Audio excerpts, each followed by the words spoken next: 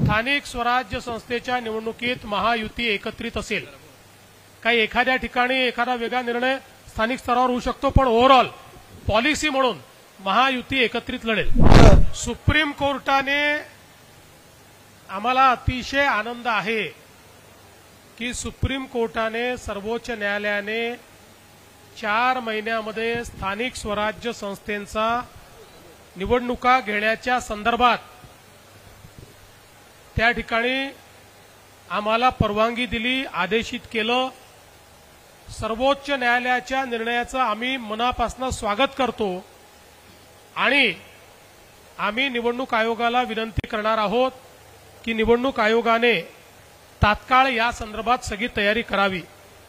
एक अजून महत्त्वाची गोष्ट आहे की निवडणूक आयोगाने एक अजून आमची मागणी जी आहे ती मान्य केलेली आहे।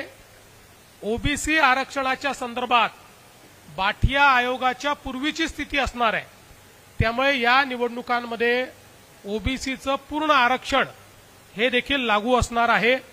मला असं वाटतं याचं देखील मी आम्ही अतिशय मनापासून स्वागत करतो। सर, देशात मॉक ड्रिल होणार आहे उद्याला, राज्यामध्ये उद्याला मॉक ड्रिल होणार आहे का? कुठे कुठे होणार, कशा प्रकारे होणार आणि काय नेमकी परिस्थिती आहे, काय नेमकं? केंद्र सरकारने सगळ्या राज्यांना मॉक ड्रिलच्या सूचना दिलेल्या आहेत।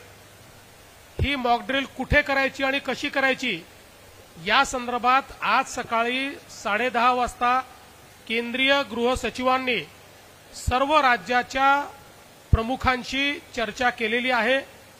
त्याचप्रमाणे महाराष्ट्रात देखील त्याचा प्लॅन झालेला आहे। तशा प्रकारची मॉक ड्रिल ही करण्यात येणार आहे। मला असं वाटतं की अशा प्रकारच्या मॉक ड्रिलचे खूप जास्त डिटेल जर आपण सांगितले तर मग ती ड्रिल कशी राहील? सगळ्याच गोष्टी माहिती असल्या तर ती मॉक ड्रिल कशी होईल?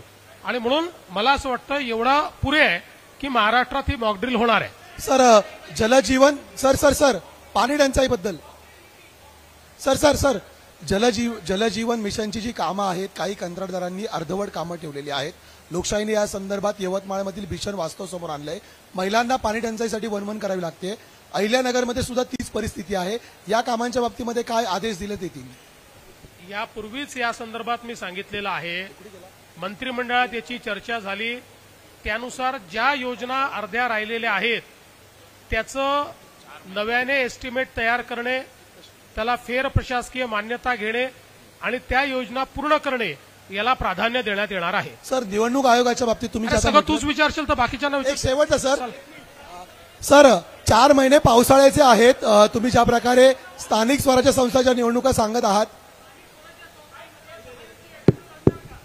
स्थानिक स्वराज्य संस्थेच्या निवडणुकीत महायुती एकत्रित असेल।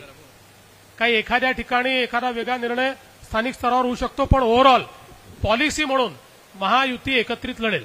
दुसरा विषय दुसरा एक विषय असा आहे की तुम्ही आज पहिल्यांदा स्वातंत्र्यानंतर ग्रामीण भागामध्ये मंत्रिमंडळ मीटिंग होतीये। आज या निमित्ताने अहिल्यानगर जिल्ह्यावर विकासाचा वर्षाव झालेला आहे।